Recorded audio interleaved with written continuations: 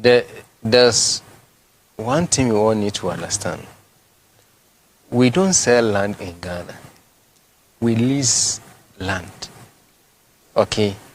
So the agreement you are having is that the land is being leased to you for a period of 50 years. You understand? So you can engage someone and say, okay, I want your land to do a business for just 10 years or 5 years. Okay, this is part of real estate businesses we've been doing. Yes. Or you have a land, okay, let me build a house on it. Let me rent it out for about 20 years. And then it becomes, so those agreements are there. Okay, so the agreement you are having now is 50 years. 50 years. And there is a clause that after the 50 years, it can be renewed. So what he's saying is that after the 50 years and you wish to renew, there's that window to go through. Okay. You understand? Okay. So it doesn't mean that you are buying the land forever. No. It is a lease, and that is why it is lease.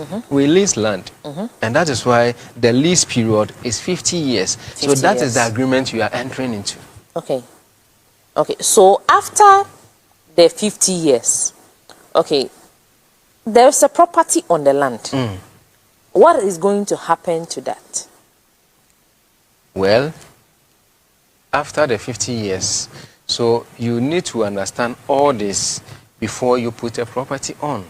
So some of the agreements I have cited, sometimes it's after the 50 years, or let me not be specific on the 50 years, the said agreement on the lease period, after the expiration period, then it reverts back to the owner. So the structure on the land is the owner. Return back to the owner. Wow. It is not yours. It depends on the agreement you have. If it is something you can move, you can move and give. But you can move a house on the land. So this is why I'm saying that you need to understand. Are you getting me? So you get a land. Sometimes you can get a land for just 10 years. I know some areas that they will just lease the land for 10 years, build their houses, sometimes a chamber hall. Okay, temporary for them, it is temporary. Then take their time, prepare their own place. And then they understand when they are moving, they leave the house. You understand? So if you don't want to renew, because the clause is there, that window to extend is there. So if only you don't want to renew, that one it is up to you. But if you want to, there's an option. And sometimes you see these things are there to guide us to avoid future litigations. These things are there to avoid guide us. future litigations. Yes, future litigations. Okay, good afternoon. I'm reading your comments. Like I said, pick up the WhatsApp number below. Let me give a scenario. Yes. I bought the land at 100,000 cedis. Yes. Some years ago. Now my grandchildren have inherited. Yes. So they go back for a renewal. Yes. At that point, how do they determine how much I'm supposed to pay for renewal? Exactly. Once you have the renewal clause, Right. the law is behind you. Okay. That renewal cannot be unnecessarily denied. Okay. You can go to court and get the court to compel them to renew it for you. So once there's a renewal clause in your lease, you have a legal backing. So you have the confidence to work to the owners, provided you've applied within the stipulated time, 3 to 6 months. 3 to 6 months. So put in your application, and they will define new terms and conditions, and also tell you for how long they are going to grant the new lease. Okay. Those terms and conditions, by law, have to be mutually agreed upon. Right. They cannot impose the terms and conditions on you. They will say, oh, okay, we are going to give you another 50 years. Okay. And for the 50 years, you pay a premium or a lump sum of X amount. And then every year, we expect you to pay a ground rent of K. Well, First and foremost, you have to request for a parcel plan or a cadastral plan. Yes. A plan that you need. Don't ask for a photocopy. Insist to have an original plan, not a photocopy. So if the site plan is shrunk, it will not rest on the exact location on your scheme. okay. So I'll always advise buyers to insist that the landowner should give them an original parcel plan or cadastral plan, and make an application for an official search.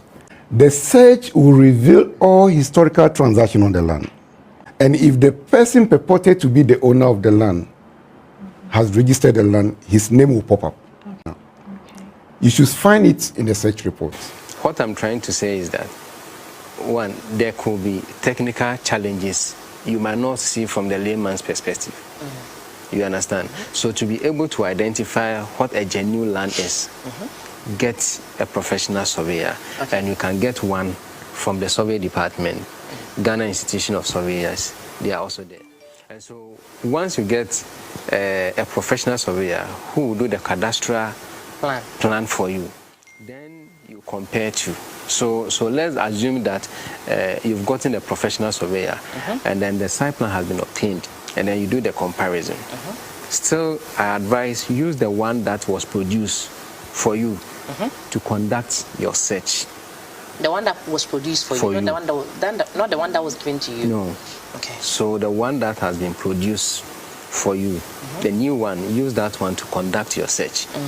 So you can trust whatever comes out of the search results, because you know that, okay, this is the land that was shown to me. This I picked, and this is what it has been produced, and this is the result that is coming out of it. Okay. Then you can then go ahead and confirm from all the document that has been given to you. When you pick the indenture, okay, you understand, you can know who owns the land. The current owner, as per the search results, should be there. Okay. And then you know who name is on the indenture.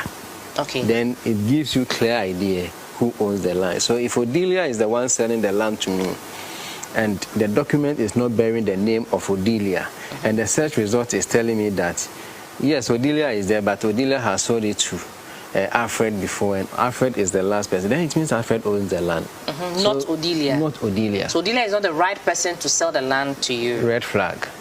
Okay, okay. And those are the